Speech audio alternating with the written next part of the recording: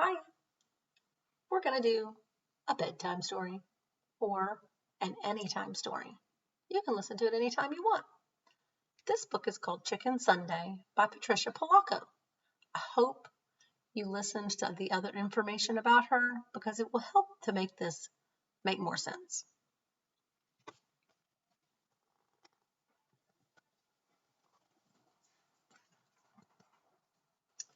Stuart and Winston were my neighbors. They were my brothers by a solemn ceremony we had performed in their backyard one summer. They weren't the same religion as I was. They were Baptists. Their grandma, Eula May Walker, was my grandma now. My babushka had died 2 summers before. What do you think a babushka is? It's actually a Ukrainian name for grandmother. Sometimes my mother let me go to church on Sunday with them. How we loved to hear Miss Eula sing. She had a voice like slow thunder and sweet rain. I love that. I can imagine the sound of that, and it means her singing must have been beautiful. We'd walk to church and back. She'd take my hand as we crossed College Avenue. Even though we've been churching up like decent folks ought to, she'd say, I don't want you to step in front of one of those two fast cars. You'll be as flat as a hen's tongue. She squeezed my hand. When we passed Mr. Kudinski's hat shop, Miss Eula would always stop and look in the window at the wonderful hats. Then she'd sigh, and we'd walk on. I wonder why she sighed like that.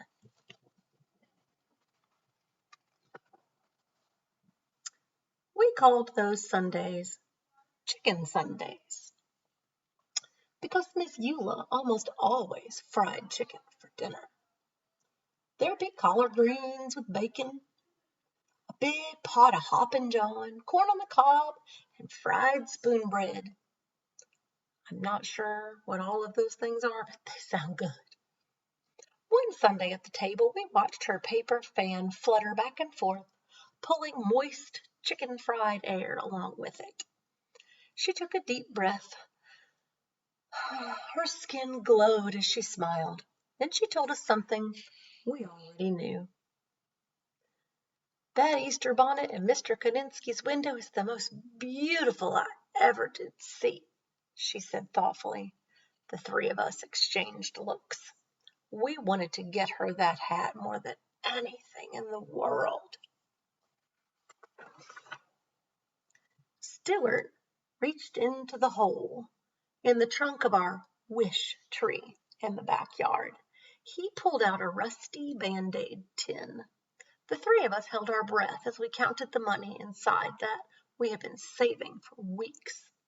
If we are going to get that hat for Miss Eula in time for Easter, we're going to need a lot more than this, I announced. Maybe we should ask Mr. Kudinski if we could sweep up his shop or something to earn the rest of the money, Stuart said. I don't know, Winnie said fearfully. He's such a strange old man. He never smiles at anyone. He always looks so mean. We all agreed that it was worth a try anyway. The next day, we took a shortcut down the alley in back of the hat shop. Bigger boys were there. They were yelling. Eggs flew past us and pelted Mr. Kudinski's back door. Just as the boys ran away, the door flew open. Mr. Kudinski glanced straight at us. You there, he yelled. Why do you kids do things like this? It wasn't us, Stuart tried to say, but Mr. Kudinski wouldn't listen to us. All I want to do is live my life in peace. I'm calling your grandmother, he shouted as he wagged his finger in Stuart's face. But they were scared. Miss Eula was waiting in her living room for us. Miss Eula, we didn't throw those eggs, I sobbed. Some big boys did, Stuart sputtered. What were you doing at the back of his shop in the first place? She asked. We knew that we couldn't tell her the truth, so we just stood there and cried. She looked at us for a long while. "Baby dears, I want to believe you. Heavens knows that I brought you children up to always tell the truth. If you say you didn't do it, then I believe you. It's too bad, though," she went on to say. "That poor man has suffered so much in his life. He deserves more than eggs thrown at him. You know, he thinks you threw the eggs. You'll have to show him that you are good people. You'll have to change his mind somehow." In my kitchen the next day, we thought and thought. "How can we win him over when he thinks that we threw those eggs?" Stuart asked. "He doesn't even like us," Winston chirped. "Eggs," I said quietly. "Eggs?" Stuart asked. "Eggs!" I screamed. I went to the kitchen drawer and took out a lump of beeswax, a candle, a small funnel with a wooden handle, and some packets of yellow, red, and black dye. I wonder what she's going to do with all of that. Mom helped me show the boys how to decorate eggs the way my Bubby had taught us, the way they do it in the old country. We made designs on the eggshells with hot wax, then dyed them and finally melted the wax patterns off. We put the eggs in a basket and, even though we were afraid, marched into Mr. Kudinsky's shop and put them on the counter. He raised his eyebrows and glowered at us. Then his eyes dropped to the basket. "Spasibo," he said softly. That means thank you in Russian. "Pazansky eggs," he said as he looked closely. "I haven't seen these since I left my homeland." "We didn't throw those eggs at your door, Mr. Kudinsky," we told him. He looked at us for a minute. "Well then, you have great courage to be here. Chutzpah. You have chutzpah." Then his eyes glistened and his mouth curled into a warm smile. "Come have some tea with me." We spent the whole afternoon talking together, having poppy seed cake and strong tea. He told us about his life. We told him about ours. When we finally got the courage to ask about doing odd jobs to earn some extra money, he apologized and told us that there was no work. We didn't tell him what we wanted the money for. It didn't seem the right thing to do. Our hearts sank. "I tell you this," he said thoughtfully, "these eggs are as beautiful as my hats." Stuart, Winnie, and I looked at each other. "It is almost Easter," he went on to say. "I'm sure that people would love these eggs. Set up a table and sell them right here in my shop." For the next few days, we worked very hard. We made almost a dozen Pazansky eggs. When people came in, they picked them up and said things like beautiful, splendid, intricate, glorious. We sold them all in a single day. That afternoon, when all the eggs were gone, we counted our money.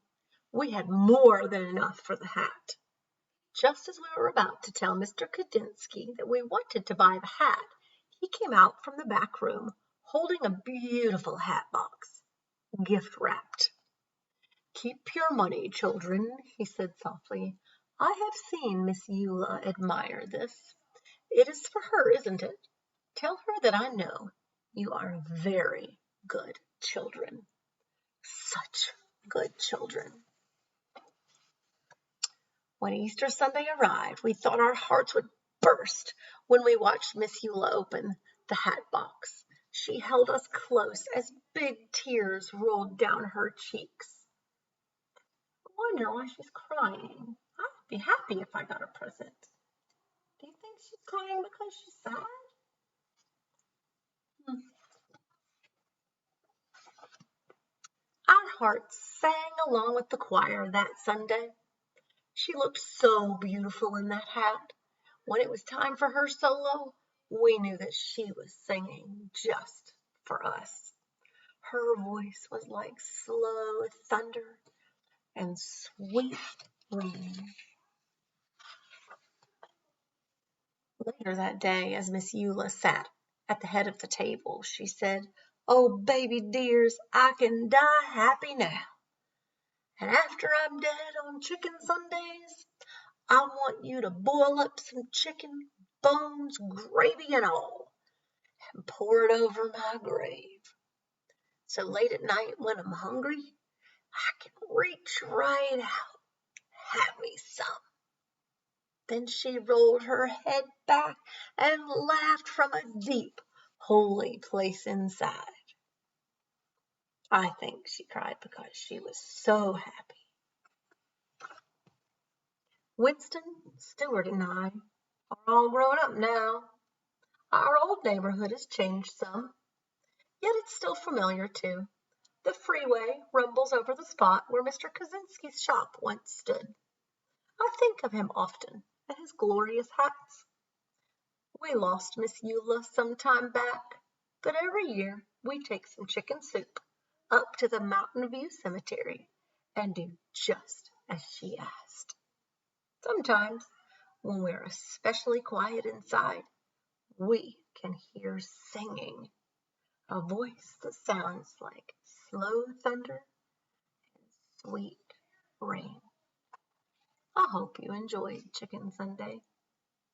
Patricia Polacco can make you think beautiful thoughts with her words. See you next time.